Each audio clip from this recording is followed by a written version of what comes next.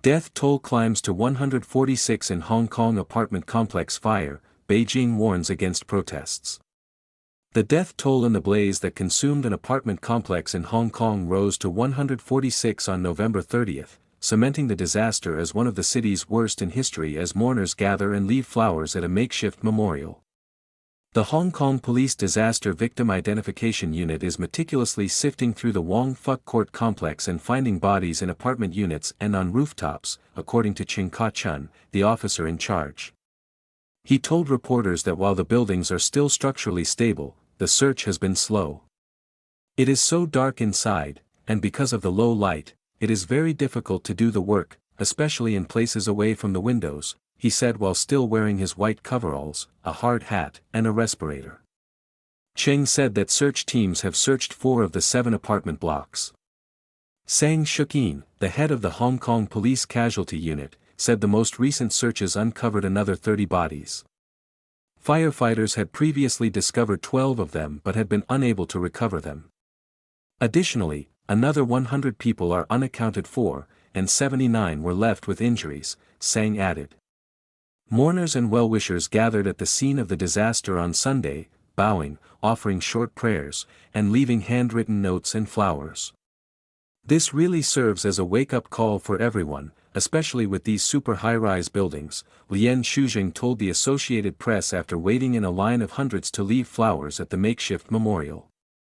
Some have also donated supplies to victims who lost their possessions in the fire, which began on Wednesday and continued into Friday before firefighters extinguished it. Authorities said they were investigating whether fire codes were violated when construction crews put bamboo scaffolding and nylon netting on the Wong Fuk Court complex's buildings and polystyrene panels on its windows during recent renovations. Construction halted. Beijing warns protesters.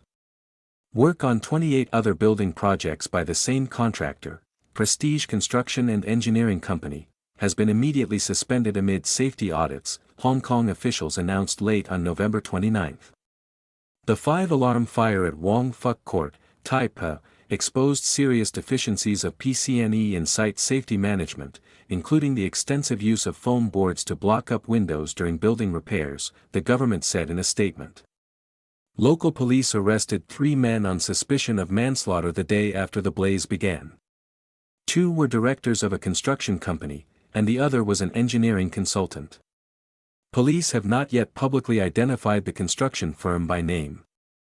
The 3 men were briefly released on bail before Hong Kong's anti-corruption authorities rearrested them along with 8 other suspects, including renovation project managers for the apartment complex, directors of an engineering consulting firm, and scaffolding subcontractors. Multiple petitions have surfaced in recent days demanding a full investigation of what transpired and triggered the massive fire.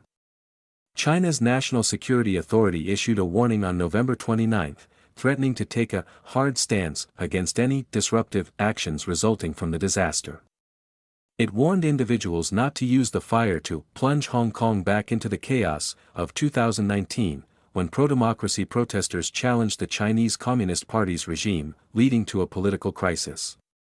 We sternly warn the anti-China disruptors who attempt to disrupt Hong Kong through disaster. No matter what methods you use, you will certainly be held accountable and strictly punished, the authorities said. The Associated Press contributed to this report.